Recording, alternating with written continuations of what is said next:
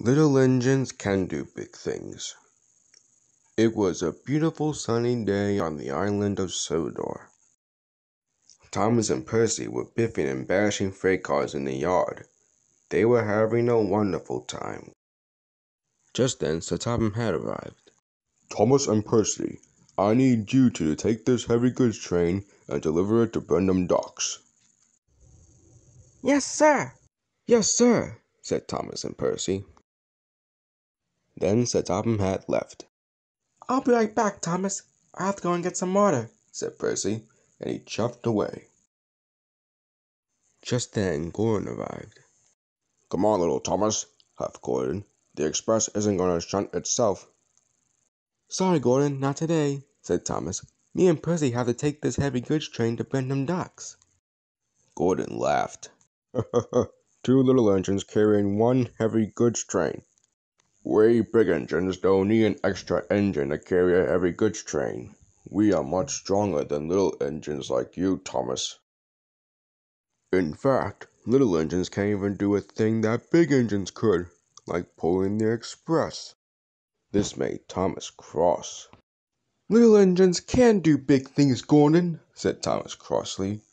"And I'll prove it to you by pulling this heavy goods train myself." Good luck." Thomas quickly backed up to the goods train and was coupled up.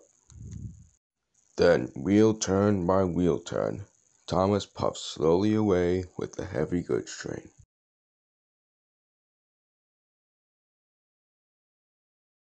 As Thomas puffed down the line, he was already starting to get a little tired, but he kept on moving. "Ha!" laughed Thomas. "See, Gordon, little engines can do big things." When Thomas stopped at a signal, he saw Emily. Emily could see that Thomas was out of breath. "This goods train looks way too heavy for you, Thomas," said Emily. "Do you need some help?" "No, thank you, Emily," huffed Thomas. "Little engines can do big things."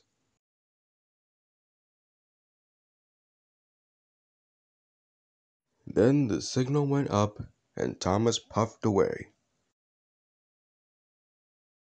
Now Thomas was getting even more tired. His pistons pump and his axles ache. "I can do it! I can do it!" panted Thomas. Henry had to stop at a signal for Thomas. But as he saw Thomas, he could see that his face was as red as James. "Would you like some help?" asked Henry. "No, thank you. Little engines can do big things," said Thomas as he still panting. Then there was trouble. Thomas started to chuff slower and slower and slower. Then he stopped.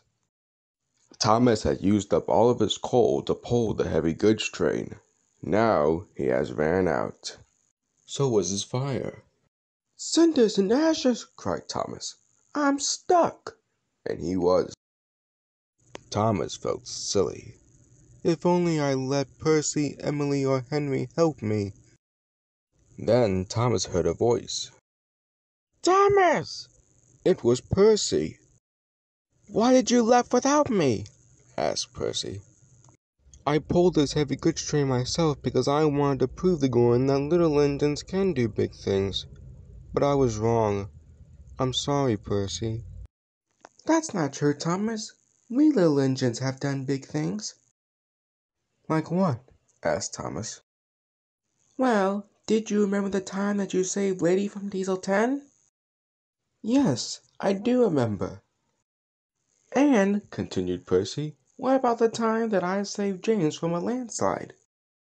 "Yes, I remember that too," answered Thomas. "You were very brave, Percy." This made Thomas feel better. "You see, Thomas, little engines can do big things. Just not every big thing," explained Percy. "Now I'll help you pull this goods train." "Thank you, Percy." "But wait," gasped Thomas. "I ran out of coal. I used the rest of it to pull this heavy goods train." "Don't worry," puffed Percy. "I can give you some of my coal." Soon Thomas's fire was lit. Percy backed up to Thomas, and they chuffed happily together.